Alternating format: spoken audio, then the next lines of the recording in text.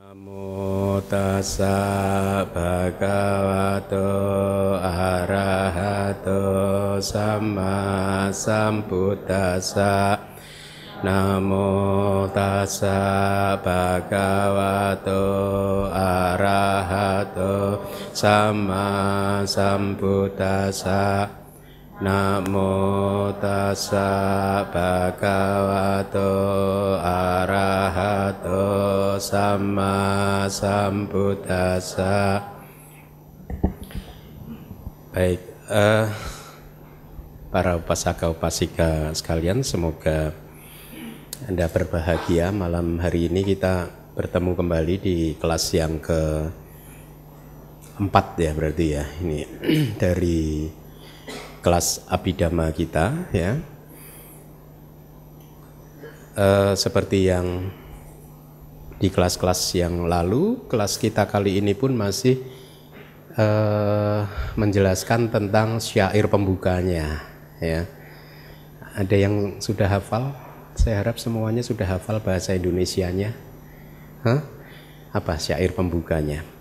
Kalau bahasa Palinya, Sama sambuddhama tulang sasadama ganut tamang api wadia basis sang ya, yang minggu kemarin saya menyebutnya basis sami ya, basis sang abhidhamma tak sanggaham. Bahasa Indonesianya apa? Setelah menghormat dengan sepenuh hati kepada sama sambuddha bersama dengan Sat Dhamma. Sat Dhamma itu bukan hanya Dhamma, tapi ditambahin Sat. Sat Dhamma itu Dhamma yang murni, Dharma yang luhur, bersama dengan Dhamma yang murni dan komunitas yang utama, ganutama, komunitas yang utama, basisang. Saya akan berbicara Abhidhamma tak sanggaham, tentang segala hal yang ada di Abhidhamma. Bahkan untuk membahas satu syair ini saja, kita menghabiskan, ini kelas yang keempat ya, kita targetkan selesai pada malam hari ini gitu. Kenapa? Karena saya mempertimbangkan ada banyak sekali informasi yang bermanfaat ya untuk dasar Anda memahami Abhidhamma ya. Buat Anda yang masih merasa sulit sekali untuk menghafal banyak hal yang sudah saya sampaikan kepada Anda jangan putus asa ya. Kali ini tidak hafal ya, tidak apa-apa, jangan putus asa karena nanti akan diulang lagi. Jadi istilah-istilah teknis tersebut dia akan muncul terus berulang-ulang sehingga lama-lama Anda akan hafal di luar kepala ya. Seperti yang minggu lalu saya sampaikan, mempelajari Abhidhamma membutuhkan ketekunan dari Anda, kegigihan Anda. Jadi kalau di rumah Anda harus mengulang, baca materi presentasinya yang sudah kita upload di website kita, kemudian dengarkan lagi rekaman videonya ya, 1-2 kali begitu, sehingga Anda akan mendapatkan pemahaman yang lebih bagus, lebih baik, lebih dalam lagi. Bahkan apa yang saya alami, meskipun saya sudah memahami satu materi tertentu, tetapi pada saat saya mengulanginya lagi, saya mendapatkan perspektif yang berbeda. Jadi akhirnya buat saya membaca Tripitaka, tidak hanya Abhidhamma, Sutta Pitaka, itu juga menjadi suatu kegiatan yang menarik buat saya. Jadi karena saya merasa tidak pernah mempelajari hal yang sudah saya pahami atau suatu hal yang usang. Setiap kali saya membuka, saya mendapatkan sesuatu yang baru begitu, dan saya yakin Anda pun juga akan seperti itu, akan senantiasa mendapatkan sesuatu yang baru. Oleh karena itulah ketekunan Anda juga dibutuhkan untuk mempelajari Abhidhamma ini ya, seperti yang sudah saya sampaikan di kelas-kelas sebelumnya bahwa kalau Anda mungkin di luar forum ini ya, kalau begitu Anda sudah mendapatkan rasanya atau taste-nya Abhidhamma, maka Abhidhamma menjadi semakin menarik buat Anda. Itu yang saya rasakan, karena pada saat sebelum belajar Abhidhamma, Ya kan mungkin karakter saya, kecenderungan saya itu adalah mungkin karena dasar pendidikan saya, backgroundnya itu dari SMA suka yang rumit-rumit gitu. SMA-nya suka IPA, kuliahnya teknik. Jadi emang by nature seneng yang rumit-rumit, sehingga pada saat ketemu dengan Abhidhamma ini saya seperti menemukan apa yang saya cari gitu, menemukan hal yang rumit dan saya tertarik gitu. Tapi apakah benar rumit juga belum tentu itu adalah satu hal, kalaupun rumit, satu hal yang tidak bisa kita kuasai. Jadi ketekunan Anda itu sangat saya harapkan ya.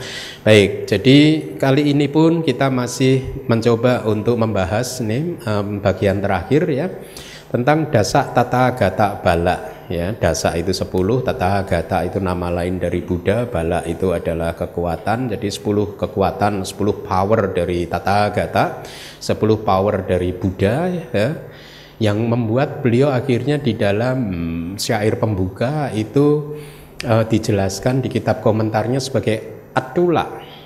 Atula itu yang tidak tertandingi ya. Seorang sama Sang Buddha adalah seorang yang tidak tertandingi, artinya kualitasnya itu sedemikian istimewanya ya, sehingga bahkan tidak ada para arahat di masa lalu dan masa sekarang ataupun masa depan yang bisa mengimbangi kualitas-kualitas beliau dalam hal kemahatauan beliau ya. Beliau maha tahu tentang segala hal, dan kemudian beliau tahu cara bekerjanya hukum karma, cara bekerjanya pikiran-pikiran kita ya. Kenapa ada satu makhluk terlahir di alam tertentu dan kemudian meninggal dunia, terlahir di alam yang lain, berputar-putar di dalam samsara. Beliau tahu hal seperti ini, dan juga beliau tahu cara untuk keluar dari samsara dan seterusnya yang sudah Anda pelajari di kelas-kelas sebelumnya.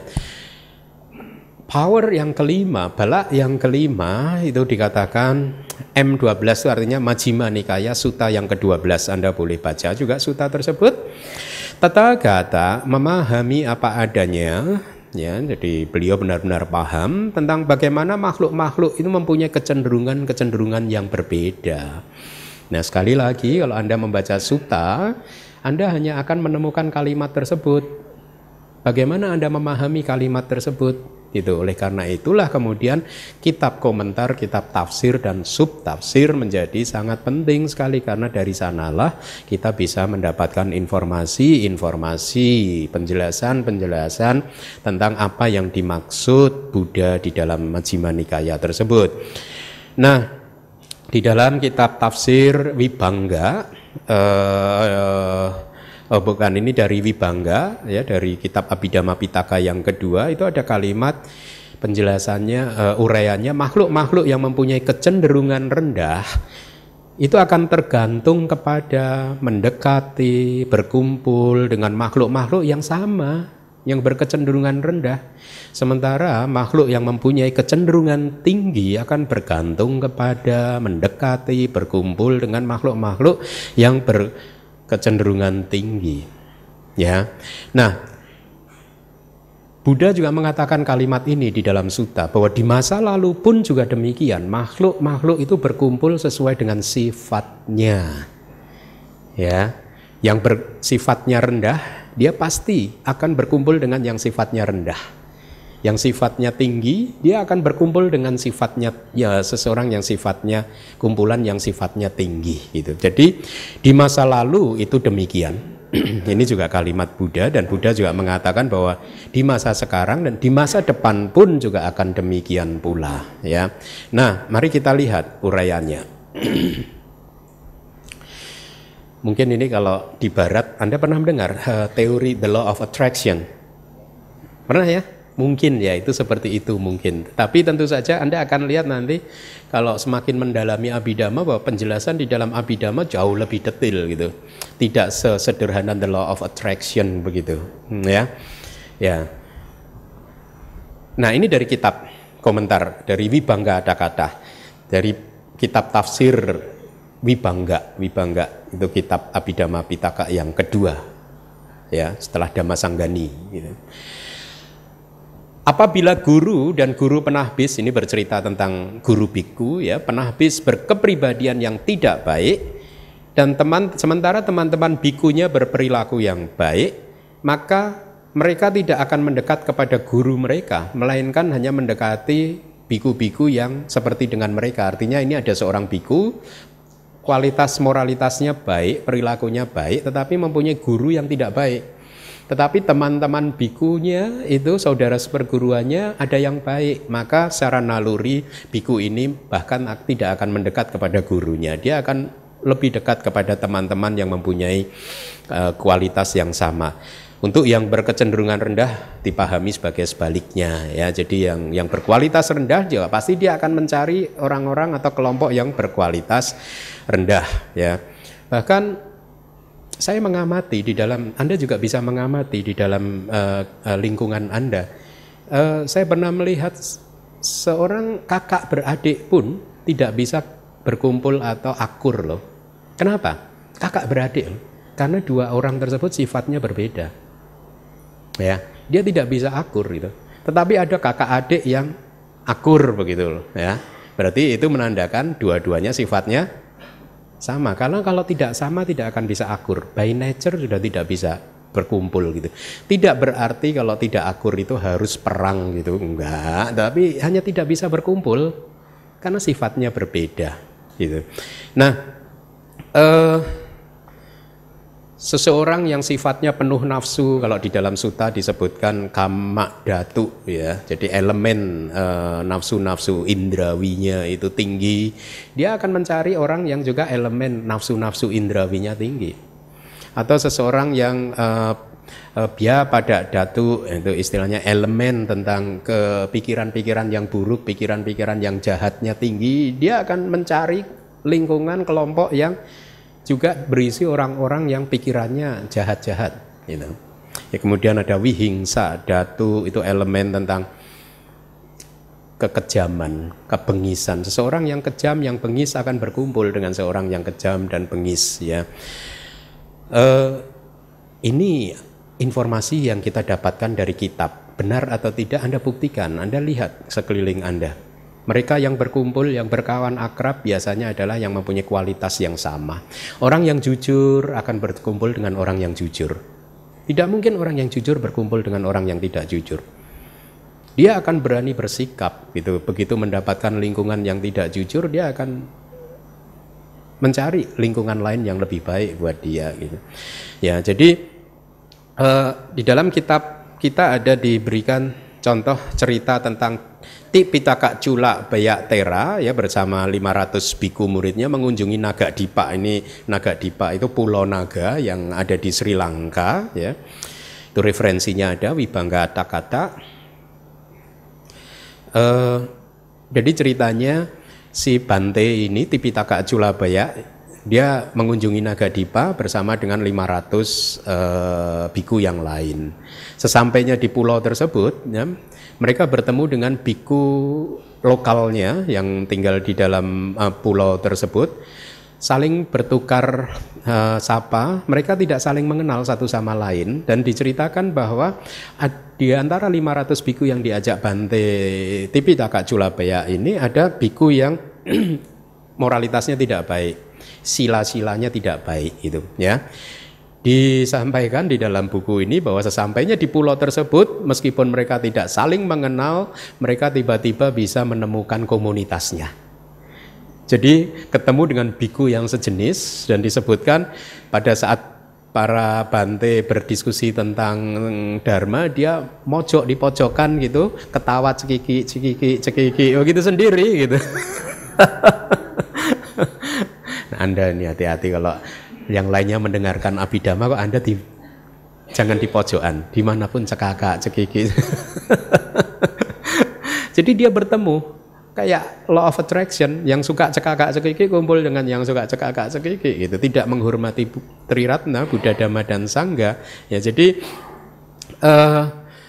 kenapa mereka bisa seperti itu? Penjelasannya Buddha, karena kesamaan kualitas elemen ya. Kemarin sudah saya jelaskan elemen. Kalau Anda masih ingin mendapat informasi yang lebih lengkap lagi tentang elemen, Anda bisa baca itu Datuk Sangyutta di Sangyutta Nikaya.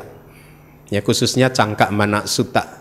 Itu banyak sutta, itu satu bab itu khusus tentang penjelasan tentang elemen itu. Jadi apa sih elemen? Kalau disebutkan di dalam kitab-kitab penjelasan itu ada disebut elemen karena mempunyai sifat alamiah intrinsik, ya ini nisatata sunyata tak sangkatena. Jadi kosong sebenarnya, kosong dari aku, kosong dari roh, kosong dari diri, ya.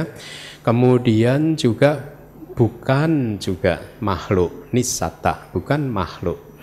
Jadi ini hanyalah satu elemen yang muncul lenyap, tetapi mereka mempunyai frekuensi kesamaan sifat. Dan mereka yang elemen nafsu indrawinya sama, dia akan berkumpul. Gitu. Yang berkumpul adalah mereka yang mempunyai elemen yang sama. Gitu. Kalau psikolog barat itu dulu waktu 2005-2006 saya belajar tentang hal seperti ini, guru saya mengatakan dia pernah membaca buku psikologi dari barat yang mengatakan kira-kira seperti ini, berikan 5 nama teman dekat Anda kepada saya dan saya akan bisa tahu sifat Anda ya itu seperti apa. Kira-kira seperti itu. Pernah baca buku itu ya, ada ya. Jadi berikan, jangan tunjuk jari, saya Bante, ya 5, ya Bante Keminda, Bante ini, Bante.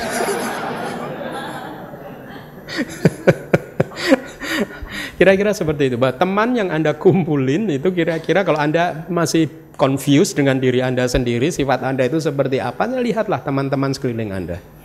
Ya, mereka orang yang jujur tidak, orang yang penuh nafsu tidak, ya, punya pikiran jahat tidak, ya, atau sebaliknya murah hati dan lain sebagainya. Gitu. Lihatlah teman-teman sekeliling Anda. Nah, jadi di Sangyutta Nikaya itu ada satu chapter yang khusus membahas, menceritakan tentang ini. Gitu. Jadi di Cangkak Mana itu berjalan, hilir mudik begitu. Ya, hilir mudik, Cangkak Mana. Ya. Jadi di dalam sutta ini sangat menarik. Buddha berkata kepada para biku, apakah kalian melihat yang Arya Sariputta di hutan di ujung sana itu? Ya, saya melihat, Bante. Dan kalian juga melihat ada beberapa biku yang berjalan bersama dengan yang Arya Sariputta? Ya, gitu.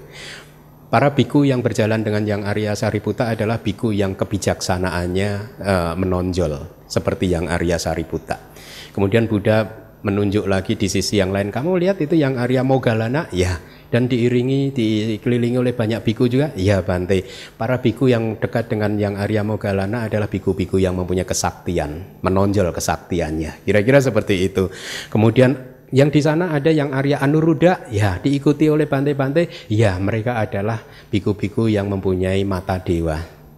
Gitu. Jadi ada lagi Punak Mantaniputta, diikuti dengan biku-biku dan mereka semua sama sifatnya, menonjol di Dhamma Katika, pandai berceramah, pandai membabarkan dharma. Dan kemudian di sisi lain ada Upali, diikuti oleh biku-biku yang lain. Nah, mereka semua ini ahli winaya gitu. Ada lagi yang Arya Ananda, diikuti oleh biku-biku yang lain, mereka Bahusutta. Bahusutta itu pengetahuannya banyak pengetahuan gitu. Nah, yang terakhir agak nggak enak ini. Kalian lihat Dewa Data di sana? Nah, enggak, ya Bante, saya lihat. Dan kalian lihat ada biku-biku yang mengelilingi Dewa Data? Ya Bante, mereka adalah biku-biku yang papa ica, mempunyai maksud hati yang jahat. Hatinya jahat, berkumpul dengan Dewa Data. Ya, Anda berkumpul dengan saya? Berarti apa? Jadi menarik ya, bahkan Buddha mampu menembus fenomena batin dari makhluk lain dengan kualitas-kualitas yang seperti itu, dan beliau bisa mengatakan bahwa di dalam kehidupan ini para makhluk yang mempunyai elemen yang tinggi akan berkumpul dengan mereka yang elemennya tinggi, yang elemennya rendah akan berkumpul dengan mereka yang elemennya rendah gitu. Sifat ya, sifat kita membuat kita akhirnya berkumpul dengan sahabat-sahabat kita. Power yang keenam, Tathagata memahami apa adanya, kecenderungan indria. Indria itu daya pengendali, nanti akan saya jelaskan, dari makhluk lain dan juga dari orang lain, ya. Dalam hal ini beliau memahami kecenderungan manusia atau makhluk, tendensi laten, tendensi kecenderungan yang sedang tertidur, ya, yang kelihatannya tidak muncul ke permukaan tetapi sesungguhnya kecenderungan itu ada, ya. Perilaku-perilaku, sifat makhluk-makhluk dengan sedikit debu, dengan banyak debu di antara mereka, dengan daya pengendali tajam, dengan daya pengendali yang lemah, dengan kualitas-kualitas yang baik, dengan kualitas yang jelek, mudah untuk diberi instruksi, sulit untuk diberi instruksi, mampu atau tidak mampu. Nah, Buddha memahami bahwa Anda itu mampu atau tidak mampu, misalkan seperti itu. Ya, beliau mampu menembus kedalaman dari rangkaian kesadaran kita untuk mengerti kita ini sebenarnya misalkan mampu untuk menembus 4 kebenaran mulia atau tidak mampu, ya. Nah, penjelasan dari kitab komentar apa yang disebut kecenderungan, ya, di sini kecenderungan itu adalah, ya, kalau penjelasannya teknisnya seperti itu, saya tempat yang sering dikunjungi atau habitat. Jadi kalau Anda itu mempunyai kebiasaan, mempunyai pandangan salah, maka pandangan salah adalah tempat atau habitat Anda yang sering Anda kunjungi. Apa sih yang disebut pandangan salah? Secara singkat, pandangan salah itu adalah menolak bekerjanya hukum karma. Artinya apa? Perbuatan baik tidak menghasilkan kebahagiaan, perbuatan jahat tidak menghasilkan kesulitan atau penderitaan, ya. Perbuatan jahat bisa menghasilkan kebahagiaan, perbuatan baik malah bisa menghasilkan penderitaan. Ini semua pandangan salah. Manifestasinya dalam bentuk misalkan Anda sedang menemui kesulitan di dalam kehidupan ini, lalu Anda make noise, menyalahkan kanan kiri Anda. Siapa yang nggak pernah menyalahkan kanan kiri Anda? Lihat, pada saat Anda mulai menimpakan kesalahan pada tetangga-tetangga Anda, pada teman-teman Anda, maka pada saat itu Anda sedang jatuh dalam pandangan salah loh. Kenapa dikatakan jatuh dalam pandangan salah? Karena pandangan benar mengajarkan bahwa segala sesuatu yang kita alami adalah buah dari perbuatan kita sendiri. Jadi kalau Anda sedang salah kok, ini salahnya dia si Bante gitu. Saya salah dulu milih istri ini. Nah, malah menyalahkan istri. Atau menyalahkan suami dan lain sebagainya, ya. Tetapi di dalam kitab komentar disebutkan kecenderungan itu, ya, habitat, yaitu ada 2. Pandangan salah atau yang satunya mempunyai pengetahuan sesuai dengan realitas, ya. Jadi pandangan salah ini juga biasanya di dalam kitab-kitab kita dibagi menjadi 2 cabang yang besar, yakni pandangan salah tentang kekekalan. Satu menganggap ada kehidupan yang kekal, ini pandangan yang salah. Ya, setelah Anda hidup sebagai manusia kali ini, kemudian nanti Anda akan dianugerahi oleh kehidupan yang kekal setelah ini. Memang itu pandangan yang salah. Atau pandangan salah grup kedua, ekstrim yang kedua adalah pandangan salah tentang pemusnahan. Setelah kehidupan ini sudah nggak ada lagi kehidupan yang lain. Ya, ini semua pandangan salah yang akan bisa apa?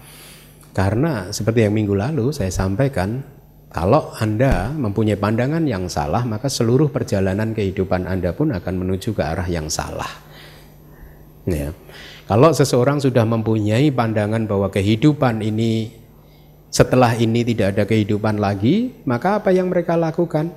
Mereka akan tidak menghargai atau menjunjung tinggi kehidupan yang penuh moralitas. Mereka tidak akan menghargai atau menjunjung tinggi pentingnya hormat kepada orang tua, pentingnya berdana dan lain sebagainya. Ya, buat apa melakukan hal-hal seperti itu? Toh setelah ini tidak ada kehidupan lagi. Akhirnya apa efeknya? Mereka akan menikmati kebahagiaan nafsu-nafsu, memuaskan nafsu-nafsu indrawinya di dalam kehidupan ini semaksimal mungkin. Seperti yang terjadi di Amerika mungkin tahun 60, tahun 70 yang lalu. Hedonisme, ya, mereka akan menganggap udah hidup hanya satu kali saja, maka nikmatilah, ya. Nah, kemudian tentang tendensi laten, anusaya. Nah, ini bagus sekali ya. Anda harus tahu tentang tendensi laten. Apa sih yang disebut tendensi laten? Sebenarnya semua jenis kekotoran batin kita itu masuk dalam tendensi laten atau anusaya. Artinya apa? Mereka semua saat ini, seperti saat ini, mereka semua mungkin sedang tertidur. Tidak ada di dalam arus kesadaran Anda kan? Seperti misalkan kehendak jahat. Anda saat ini tidak mempunyai kehendak jahat. Betul? Ya. Di mana kehendak jahat tersebut? Sedang tertidur. Atau dengan kata lain, meskipun saat ini batin Anda sedang tidak dicengkeram oleh kehendak jahat, bukan berarti bahwa Anda sudah terbebas dari kehendak jahat loh. Meskipun saat ini batin Anda tidak ada kemarahan, bukan berarti Anda sudah bersih dari kemarahan. Kemarahan masih ada. Saat ini sedang tertidur, laten. Ya.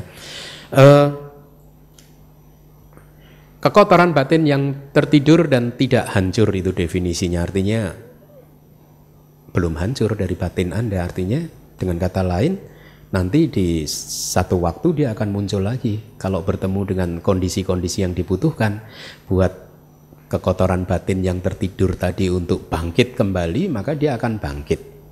Ya. Nah, kita akan lihat di dalam Abhidhamma itu nanti saja ya. Ada 7 tendensi laten atau 7 anusaya. Kita akan lihat nanti di slide yang berikutnya. Kemudian Buddha juga memahami perilaku murid-muridnya atau para makhluk ya. Dalam hal ini perilaku yang baik atau perilaku yang tidak baik, semuanya itu terbentuk oleh tubuh dan lain-lain. Ini bahasa di dalam kitab. Artinya apa? Perilaku terbentuk oleh kebiasaan-kebiasaan Anda, kebiasaan tubuh Anda, kebiasaan Anda berkata-kata, bersikap, ya, kebiasaan Anda berpikir, itu semua membentuk perilaku Anda akhirnya. Atau dengan kata lain, perilaku kita itu pada hakikatnya hanyalah kumpulan dari kebiasaan-kebiasaan kita. Kumpulan dari sifat-sifat Anda yang biasa Anda manifestasikan melalui gerakan tubuh atau melalui ucapan atau melalui pikiran-pikiran Anda. Ya, inilah mengapa Buddhism mengajarkan kepada kita untuk berlatih restraint, pengendalian diri, mengendalikan diri dari semua kecenderungan-kecenderungan yang negatif. Ya, penjelasannya ini ada 7 tendensi laten, satta nusaya. Yang pertama adalah kama raga nusaya. Mari dibaca. Bahasa Indonesianya. Yang kedua dibaca.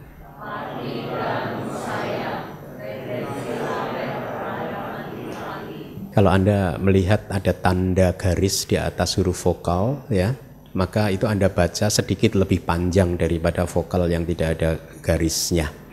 Misalnya yang pertama kama raga nusaya, yang kedua patiga nusaya. Ya, diulangi lagi yang pertama.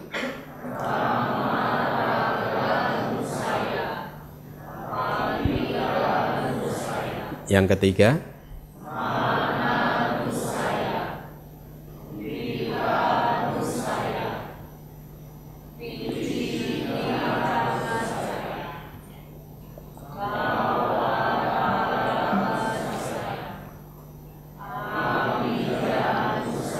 ya, Anda baca itu bahasa Indonesianya. Tendensi laten terhadap nafsu sensual. Kemudian yang kedua,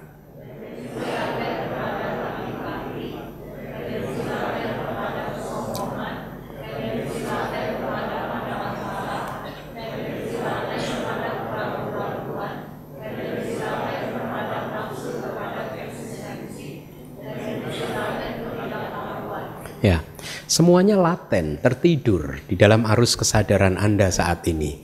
tidak muncul di permukaan arus kesadaran Anda. Misalkan nafsu sensual saat ini kan tidak muncul di permukaan Anda, tetapi Anda belum, kita semua belum terbebas dari nafsu sensual tersebut. Nafsu sensual, tendensi laten terhadap nafsu sensual akan naik ke permukaan arus kesadaran kita pada saat apa? Kita melihat objek-objek yang menyenangkan menurut kita, menurut persepsi kita.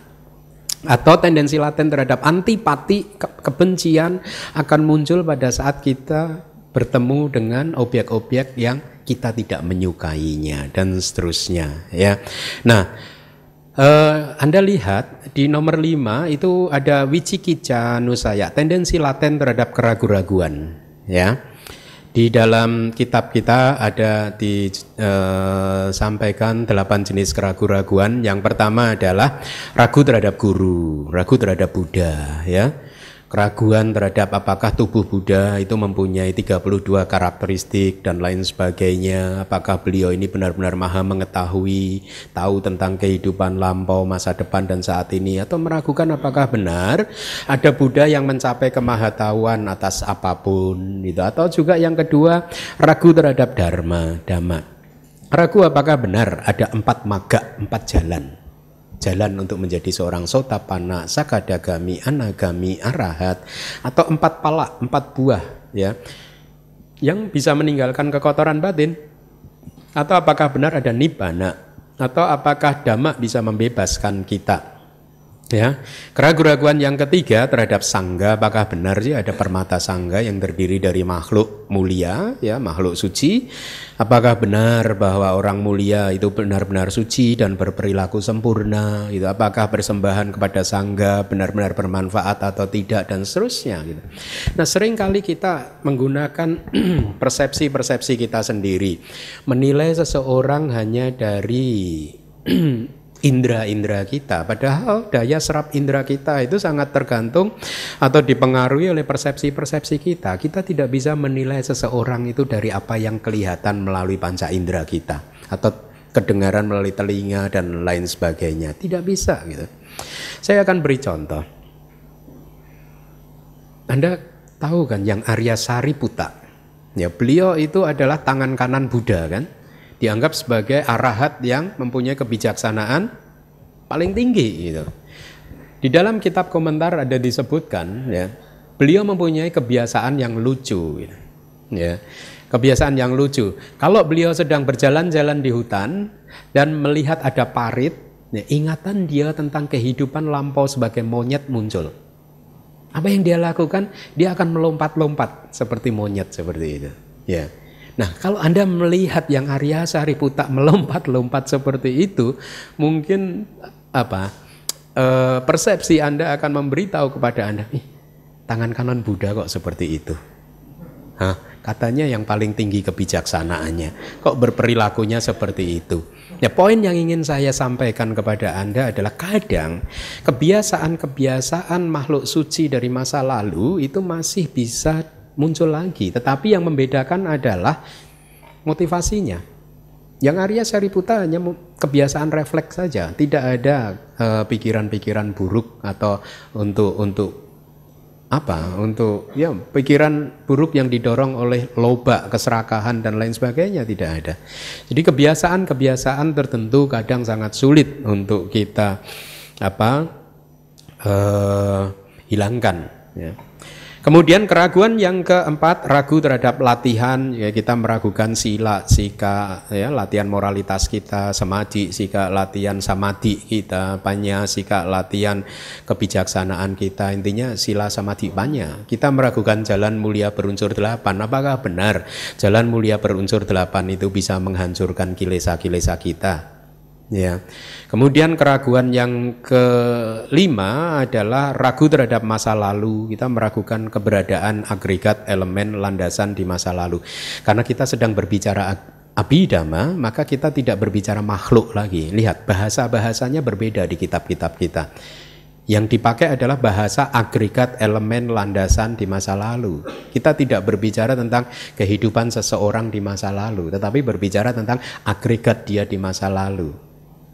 Ya, itu yang membedakan. Jadi kalau di bahasa sehari-hari kita masih memakai bahasa konvensional, ya, aku, kamu, Anda, dia, dan lain sebagainya. Tetapi di dalam bahasa yang hakiki sudah tidak ada lagi yang disebut aku, dia. Yang ada hanyalah agregat, ayatana, landasan, dhatu, elemen, dan seterusnya. Ya. Atau dengan contoh yang lain, kalau di dalam kehidupan sehari-hari Anda mengatakan ini adalah air. Ya, tetapi pada saat Anda masuk ke laboratorium dan berada di depan mikroskop, maka Anda sudah tidak melihat air lagi. Yang Anda lihat apa? H2O, hidrogen dan oksigen. Jadi unsur-unsur pembentuk terkecilnya sama. Agregat, elemen, landasan adalah unsur pembentuk dari apa yang kita sebut si aku ini, ya. Jadi saya harap mulai familiar, mulai akrab dengan bahasa-bahasa Abhidhamma, ya. Keraguan-raguan ini sangat merusak. Ya. Bahkan Buddha mengatakan bahwa keraguan-raguan itu termasuk satu dari panca niwarana. Anda pernah mendengar niwarana? Niwarana, rintangan batin. 5 rintangan batin. Kenapa disebut niwarana? Niwarana itu menutup pintu gitu. Karena kalau 5 ini masih eksis di dalam batin Anda, ya, masih muncul terus di permukaan arus kesadaran Anda, maka pintu untuk mencapai sama-samadhi, konsentrasi benar akan tertutup. Kenapa Anda belum berhasil bermeditasi? Karena panca niwarana itu belum diatasi. 5 rintangan batin. Nah, salah satu dari 5 rintangan batin ini adalah keraguan-raguan. Anda meragukan guru Anda meragukan latihan-latihan Anda meragukan terhadap ajaran-ajaran Dharma dan lain sebagainya, maka keraguan-raguan itu akan benar-benar menutup pintu sama-samadhi, konsentrasi yang benar. Ya. Jadi jangan dipandang sebelah mata gitu. Kalau pada saat Buddha mengatakan bahwa keraguan-raguan itu adalah satu dari 5 rintangan batin yang akan menghalangi Anda masuk ke sama-samadhi, konsentrasi yang benar, itu benar adanya. Demikian pula dengan rintangan batin yang lain, ya. Nah, keraguan-raguan yang keenam adalah ragu terhadap masa depan, ya, ragu apakah benar ada kehidupan di masa depan. Kemudian ragu terhadap masa lalu dan masa depan. Nah, ini logika orang India pada saat itu gitu. Ragu terhadap masa lalu, ragu terhadap masa depan, ragu terhadap masa lalu dan masa depan gitu. Ragu tidak ada masa lalu dan masa depan gitu, ya. Kemudian yang ke-8, ragu terhadap pengkondisian khusus, ini padana. Jadi di dalam padana itu kita nanti entah tahun kapan, karena padana itu bab, kalau Abhidhamma Tak Sanggaha ada 9 bab. Padana kalau tidak salah itu ada di bab ke-7, kalau tidak salah. Kita baru bab pembuka. Kalau Anda sudah sampai di sana, nah itu the real taste of Abhidhamma akan Anda rasakan. Karena Anda akan mulai belajar kenapa A bisa menghasilkan B, atas hubungan apa A menghasilkan B, dan seterusnya.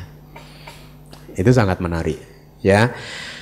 Ragu apakah benar ada perputaran 12 rangkaian, ya, ini Paticca Samuppada, dan apakah satu rangkaian mengkondisikan rangkaian yang lain, dan seterusnya. Jadi ini adalah 8 jenis keraguan yang bagus untuk Anda pahami, karena keraguan-raguan adalah salah satu dari panca niwarana atau 5 rintangan batin yang akan menghambat kemajuan meditasi Anda. Nah, tadi kita sudah berbicara tentang anusaya, ya. Anusaya, tendensi yang masih tertidur di dalam batin kita. Sekarang pertanyaannya, tertidurnya ada di mana gitu. Ada di spring bed yang mana, ya. Nah, mari kita lihat informasi apa yang bisa kita dapatkan. Tendensi laten dari nafsu sensual tertidur di 2 jenis perasaan di lingkup indrawi. Lingkup indrawi itu artinya alam semesta, di mana indra-indra ini menjadi faktor yang dominan panca indera kita, yakni alam neraka, peta, asura, binatang. Mereka menggunakan panca indera kan untuk menopang kehidupannya.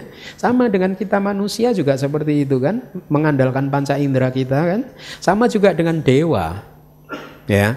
Mereka juga mengandalkan panca indera. Berarti ada berapa alam kehidupan lingkup indrawi? Anak-anak 4 tambah 1 manusia tambah 6 alam dewa berapa? 11. Di 11 alam lingkup indrawi ini panca indera memegang, sangat aktif. Ya, nah tendensi laten nafsu sensual itu tertidur di 2 jenis perasaan di lingkup indrawi ini. 2 jenis perasaan yang mana? Perasaan menyenangkan, somanasa kata, perasaan batin yang menyenangkan. Kemudian juga ada di perasaan UPK. Kadang UPK itu perasaan yang netral, karena perasaan netral itu sangat damai ya, sehingga di dalam Abhidhamma dijelaskan ini juga mirip-mirip karakternya, mirip dengan perasaan yang menyenangkan. Kan ada 2 jenis perasaan, menyenangkan, netral, dan yang ketiga apa? Tidak menyenangkan ya. Nah, kita bisa atau nafsu-nafsu sensual kita bisa muncul di 2 jenis perasaan yang tadi saya sebutkan, yaitu perasaan menyenangkan dan juga perasaan netral. Artinya ya, kalau saat ini di dalam batin Anda perasaan menyenangkan itu muncul ya, kalau Anda tidak mindful, tidak mengamati muncul dan lenyapnya perasaan yang menyenangkan tersebut, maka nafsu sensual ini akan muncul. Nafsu sensual, nafsu untuk menikmati objek mata, nafsu untuk menikmati objek telinga, nafsu untuk menikmati objek panca indera yang lain, itu yang dimaksud dengan nafsu sensual ya. Kemudian tendensi laten tentang kebencian atau antipati ada di mana? Ada di perasaan tubuh dan batin yang sakit dan tidak menyenangkan. Kalau perasaan tiba-tiba tubuh Anda mungkin terkena sesuatu yang keras dan rasanya sakit muncul, maka rasa benci akan bisa muncul, antipati akan bisa muncul, betul? Ya. Atau pada saat batin Anda tiba-tiba muncul perasaan yang tidak menyenangkan, ya, Anda mengingat pengalaman masa lalu yang membuat Anda sedih dan tiba-tiba muncul perasaan batin yang tidak menyenangkan, maka kebencian, antipati terhadap objek dari kebencian Anda tadi, perasaan tadi akan bisa tiba-tiba muncul. Ya, dan akan memperkuat kebencian Anda, akan memperkuat antipati Anda. Yang ketiga, tendensi laten tentang kesombongan itu tertidur di 2 jenis perasaan lingkup indrawi dan di lingkup materi halus serta non materi. Ya, ini menarik, kesombongan. Wih, ternyata saya ini lebih hebat daripada yang lain. Ada 9 kesombongan, udah pernah belajar ya. Tidak akan saya uraikan di sini. Intinya merasa diri lebih tinggi dari orang lain, atau sama dengan orang lain, atau bahkan lebih rendah dari orang lain. Kalau Anda merasa inferior, lebih rendah dari orang lain pun bisa memunculkan kesombongan loh. Jangan dikira yang bisa sombong orang kaya aja, orang miskin juga bisa sombong. Pengemis juga bisa sombong. Jadi makanya disebutkan tendensi laten yang tertidur tentang kesombongan itu tertidur di 2 jenis perasaan yang tadi, menyenangkan ataupun yang netral, di lingkup indrawi ya. Kemudian juga di lingkup materi halus, itu apa? Alam Brahma. Pada saat seseorang mencapai jana ya, maka efeknya apa? Kalau dia tidak mengerti ajaran Buddha, tidak mengikuti apa yang diajarkan Buddha step by step, tahapan demi tahapannya, dia akan bisa jatuh ke dalam kesombongan. Atau mereka yang mencapai jana yang arupa, yang non materi, bisa saja dia akhirnya jatuh juga ke dalam kesombongan. Inilah mengapa guru itu penting sekali. Inilah mengapa pemahaman Tripitaka itu penting sekali, karena dengan mempunyai guru yang baik dan memahami Tripitaka dengan baik akan bisa menghambat atau mencegah kita untuk jatuh dalam kesombongan-kesombongan seperti ini. Ya. Kemudian tendensi laten tentang pandangan salah itu adanya di semua dhamma yang berkaitan dengan identitas, sakkaya, identitas. Apa itu? Segala sesuatu yang Anda identifikasi sebagai diri Anda, milik Anda, dan seterusnya. Tubuh Anda. Kalau Anda mengidentifikasinya ini sebagai tubuh Anda, maka pandangan salah sudah muncul. Perasaan yang muncul Anda identifikasi sebagai perasaan Anda, ya. Saya sedang seneng loh sekarang. Nah, lihat. Kalau kalimat ini tidak kita pahami dengan benar, maka kita udah jatuh dalam pandangan salah. Karena mengatakan bahwa perasaan menyenangkan ini adalah milik saya. atau perasaan menyenangkan ini adalah saya, ya. Bukan perasaan menyenangkan sebagai perasaan menyenangkan, tetapi perasaan menyenangkan sebagai milik saya, atau saya sedang senang. Ini adalah manifestasi dari pandangan salah. Pada saat saya mengajar Abhidhamma di Singapura, ada seorang umat yang setelah 1 tahun mungkin belajar sama saya, dia datang kepada saya, Bante, belajar Abhidhamma menakutkan ya. Kenapa? Kenapa menakutkan? Habis setelah 1 tahun ini belajar, saya jadi makin tahu kalau saya ini banyak salah ya. Malah jadi stres Bante saya. Lebih baik nggak usah belajar Abhidhamma Bante gitu. Hah? Ya saya bilang, nah, kalau kamu nggak belajar Abhidhamma nanti tambah stres. Kamu stres tapi kamu nggak tahu. Lebih baik stres tapi kita tahu, atau kita stres tapi kita nggak tahu? Lebih baik kita stres tapi kita tahu. Nah ini efek dari ya karena hal seperti itu. Ternyata menganggap perasaan menyenangkan sebagai milik saya saja itu pandangan salah, yang bisa membuat kita menderita gitu. Sementara selama ini mungkin kita tidak memahaminya seperti ini, sehingga akhirnya kita berjuang keras untuk memunculkan perasaan menyenangkan. Karena apa? Pandangan salah memberitahu kepada kita bahwa kalau perasaan menyenangkan ini bisa kita raih, kita pertahankan, maka kita akan hidup berbahagia selama-lamanya. Lihat, bahkan pada saat perasaan menyenangkan itu muncul, Anda nggak bahagia, Anda khawatir. Jangan-jangan sebentar lagi lenyap nih. Jadi kehidupan hanya perputaran dari satu stres ke stres yang lain. Ya, kita lanjutkan. Tendensi laten keraguan-raguan tertidur di semua dhamma yang berkaitan dengan identitas. Sama, kalau Anda mengidentifikasikan tubuh Anda sebagai milik Anda, perasaan Anda sebagai milik Anda, persepsi Anda sebagai milik Anda, dan lain sebagainya, maka Anda ya akan berkesempatan untuk memunculkan tendensi yang sedang tertidur yang disebut keraguan-raguan. Ya, Anda akan ragu. Buddha mengatakan batin dan juga jasmani ini anicca.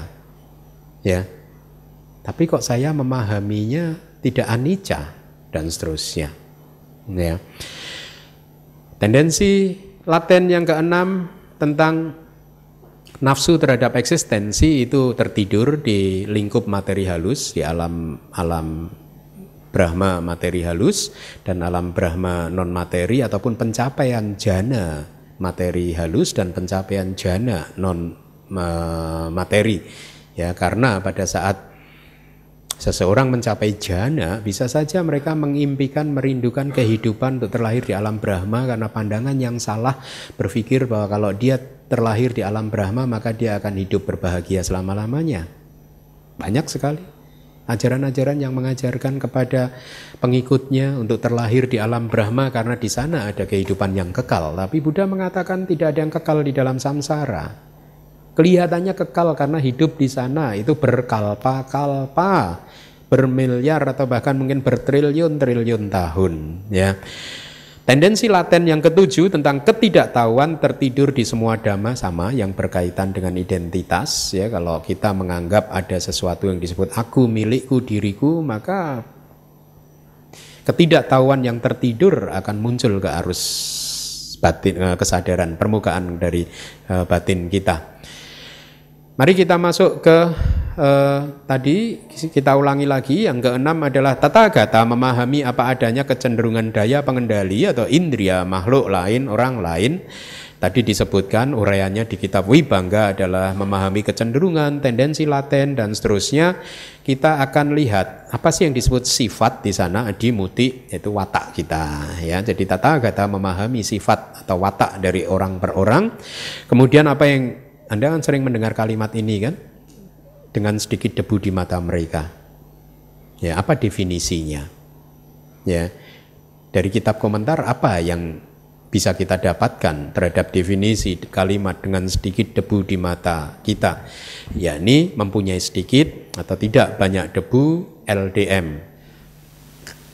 Kemudian dengan banyak debu di mata mereka berarti mempunyai banyak LDM, loba, dosa, moha di mata kebijaksanaan mereka. Ya.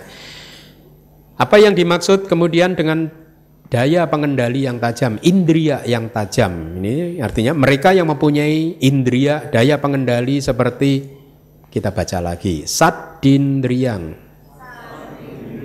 Itu terdiri dari dua kata, sadda dan indria.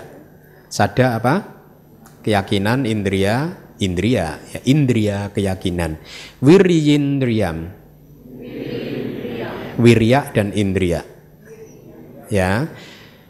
Berarti apa? Indria tentang ya usaha atau energi, ya. Satindriyam, sati dan indria, berarti indria tentang perhatian penuh. Samadindriyam, samati dan indria, berarti indria tentang samati.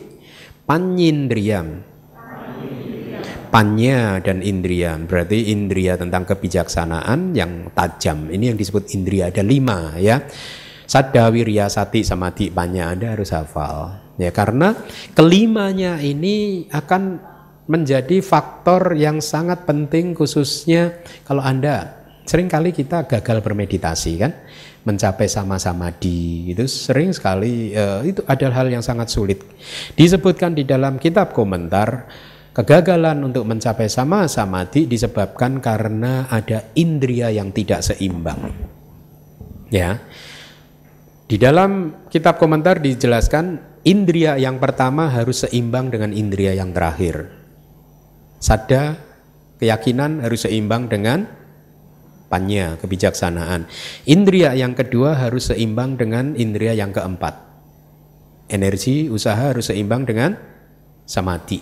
Kalau sati itu tidak ada pasangannya. Jadi kita harus menyeimbangkan dua pasangan tadi, sadda dengan panya, wirya dengan samadhi. Ya, jadi dua pasangan ini harus kita perhatikan. Apakah kita sudah cukup kuat mempunyai sadda? Karena seseorang yang hanya mempunyai sadda, keyakinan yang tinggi terhadap 8 hal tadi, tetapi kurang mempunyai kebijaksanaan juga tidak baik. Ya, dia akan menjadi apa? Cenderung menjadi seorang yang percaya buta, blind faith, hanya mempercayai segala sesuatu tanpa menginvestigasinya. Sementara, ya, Buddhism adalah satu ajaran yang bertujuan untuk mengembangkan kebijaksanaan. Tetapi di sisi lain, kalau kebijaksanaan seseorang terlalu tinggi tetapi tidak mempunyai keyakinan terhadap Buddha, Dhamma, Sangha dan 8 hal yang lain yang tadi sudah saya sebutkan, apa yang akan terjadi? Yang akan terjadi, orang ini akan terlalu banyak make noise. Ya. Ini salah, itu salah, ini salah, itu salah, seperti itu. Panya itu tidak hanya kebijaksanaan tapi diterjemahkan juga sebagai pengetahuan. Seseorang yang berpengetahuan yang mempunyai banyak pengetahuan tetapi tidak mempunyai sadda, maka mereka akan menggunakan pengetahuannya untuk hal-hal yang kontraproduktif buat pencerahan dia gitu. Beberapa hari yang lalu kita berdiskusi tentang ide untuk membuat semacam milis gitu ya, di mana umat bisa saling berdiskusi gitu. Tapi saya sampaikan, saya sudah banyak mempelajari milis-milis itu. Khawatirnya kalau nanti ada itu tadi, orang yang pengetahuannya terlalu tinggi tapi tidak mempunyai sadda, akhirnya apa? Berdebat aja, dikit-dikit didebat gitu.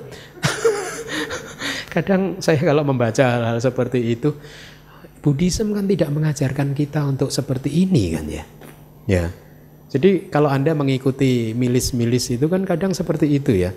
Perdebatan bisa sangat seringkali menggunakan kata-kata yang bahkan tidak santun ya, jauh dari kesantunan, dan terlalu terlihat kemarahan atau kebencian atau kesombongannya gitu.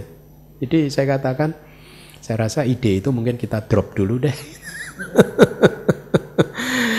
Di drop dalam artian apa? Kita nggak mempunyai waktu untuk hal-hal seperti itu ya. Kita tidak mempunyai webmaster yang mempunyai waktu cukup untuk menghandle hal-hal seperti itu ya.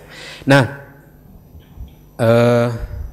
jadi ini juga istilah teknis yang saya harap Anda harus hafalkan. Saddindriyang, wiryindriyang, satindriyang, samadindriyang, panyindriyang ya. Apa tadi? Sadda,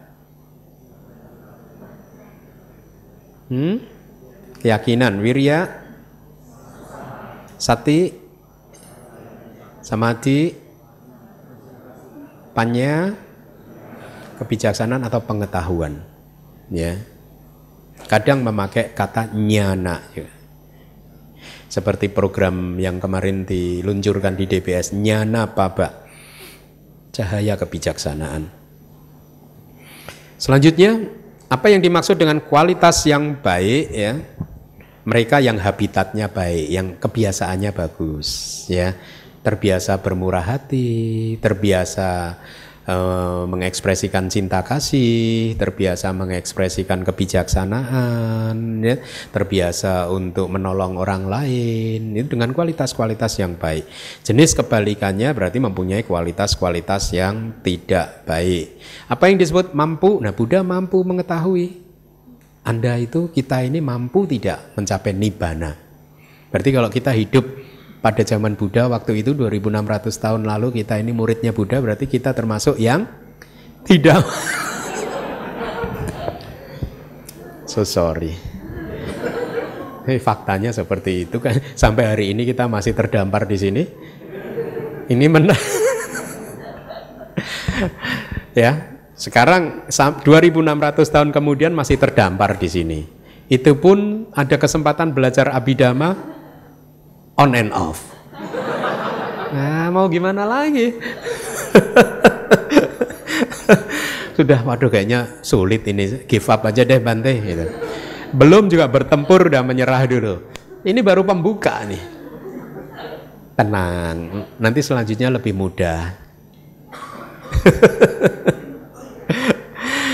Mampu, jadi mereka mempunyai kemampuan Upanisaya. Nah, ini Upanisaya ini kalau Anda sudah pernah belajar Padana ya, ada Upanisaya Paccayo. Satu sebab kondisi yang disebut Upanisaya. Apa itu Upanisaya?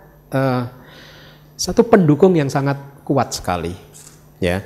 Jadi karma yang sudah Anda lakukan di masa lalu yang bersifat sangat kuat sekali sehingga mendukung Anda untuk mencapai nibbana gitu, atau mendukung Anda untuk menjadi seorang biku atau bikuni. Kayaknya Anda nggak punya kalau yang ini. Ya, pendukung yang kuat.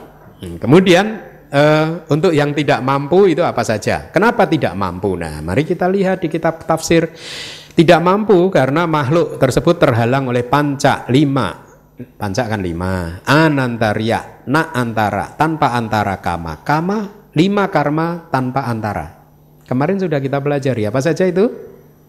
Membunuh ibu, membunuh ayah, membunuh terus memecah belah sangka yang terakhir ya. 5 anantarya kama inilah yang akan menjadi penghalang. Kalau seseorang sudah melakukan 5 anantarya kama ini, maka dia tidak akan mampu di dalam kehidupan ini, tidak akan mampu untuk mencapai nibbana. Tidak akan mampu juga untuk mencapai sama samadhi.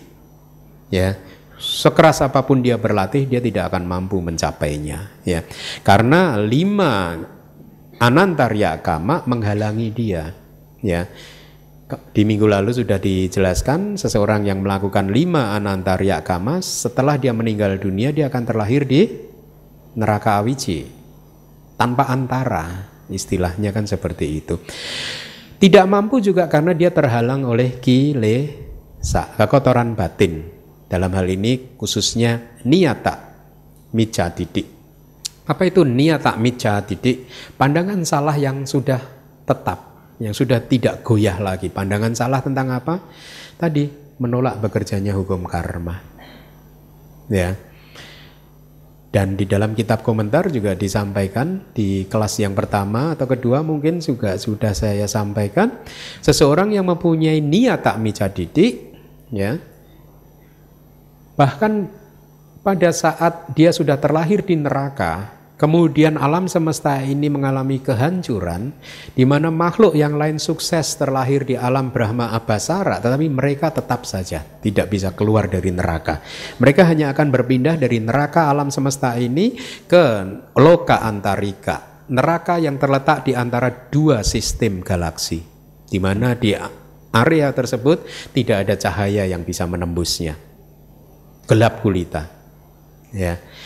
Kalimat itu ada di kitab tafsir loh. Dan saat ini kita ilmuwan menemukan apa yang disebut black hole ya. Ada cahaya nggak di sana itu? Kadang kalau disambung-sambungkan itu mungkin saja ya. Semua cahaya terserap di black hole ya. Baik, kemudian tidak mampu juga karena terhalang oleh buah kama, yakni ahetuka dan dwihetuka paticandi. Ini maksudnya kalau seseorang ini terlahir sebagai dengan mempunyai kesadaran penyambung kelahiran kembalinya tanpa akar, maka di kehidupan ini dia tidak akan bisa mencapai sama samadhi, dan itulah mengapa dia juga tidak bisa mencapai nibbana. Apa itu? Seseorang yang mempunyai kesadaran penyambung kelahiran yang tanpa akar, ya, sama sekali tidak ada akar. Kita mengenal ada berapa akar? 6. Loba, dosa, moha, aloba, adosa, moha.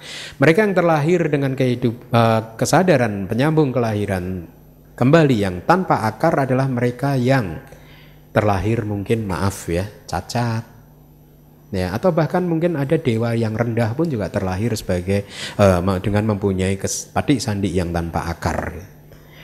Kemudian retarded, itu jadi keterbelakangan mental, ya, idiot itu, maka mereka itu tidak mampu untuk mencapai nibbana. Kemudian dwihetuka, 2 akar. Seseorang yang terlahir dengan paticandi atau kesadaran penyambung kelahiran kembalinya mempunyai 2 akar, yakni apa? Aloba dan dosa, murah hati dan penuh cinta kasih, tetapi tanpa moha, tanpa kebijaksanaan. Maka orang seperti ini juga tidak akan pernah bisa mencapai sama samadhi dan juga kemudian tidak bisa mencapai nibbana. Hubungannya seperti itu. Kalau Anda bisa mencapai nibbana, merealisasi nibbana, berarti Anda bisa merealisasi sebelumnya sama samadhi dulu. Karena tanpa sama samadhi tidak ada vipassana. Ya. Nah, lalu bagaimana caranya untuk mengetahui Anda ini makhluk yang mempunyai paticsandinya 2 akar atau 3 akar? Anda kira-kira yang 2 akar atau 3 akar? Dari faktanya Anda hadir di kelas Abhidhamma, ya mungkin 3 akar lah. Kalau yang 2 akar udah. Ya, mari kita lanjutkan. Yang tidak mampu ini ada tambahannya, tidak mempunyai saddha, keyakinan terhadap tiratana, tidak mempunyai keinginan untuk mengerjakan sesuatu yang baik, tidak mempunyai kebijaksanaan dalam paticsandinya tadi, ya. Akarnya tadi hanya 2 kan? Berarti tidak mempunyai akar kebijaksanaan, tidak mampu memunculkan magga cita, ya, atau kesadaran magga, jalan. Ya, ini kesadaran yang membuat kita mencapai pencerahan, menjadi seorang sotapanna, sakadagami, anagami ataupun arahat. Itu ada yang disebut magga cita, kesadaran jalan. Fungsi dari kesadaran jalan adalah menghancurkan kilesa. Jadi kalau Anda ingin menghancurkan kilesa Anda, maka Anda harus berjuang keras untuk memunculkan magga cita atau kesadaran jalan. Baik, dengan demikian maka selesailah kelas kita kali ini.